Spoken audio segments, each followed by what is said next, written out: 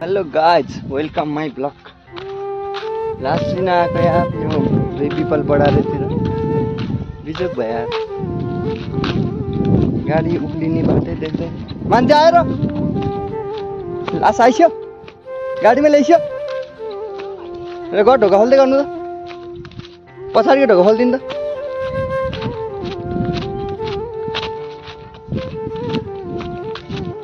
गाह्रो छ होइन, बाटो पुरै ठाडो रहेछ। गाडी उकाल्नै गाह्रो हो कि मेन कुरो। उतै पारिरहेको होला चाहिँ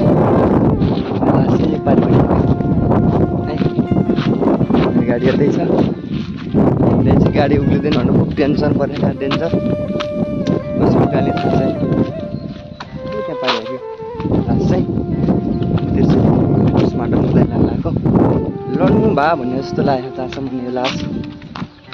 गाडी यहाँ छ चट्ट, मान्छे आउँदैछ। गाडी साथी लिएर चाहिँ एउटा बाटोबाट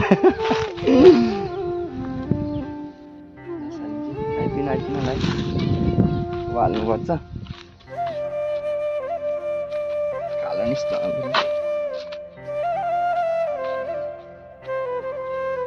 रेडी छ हाम्रो।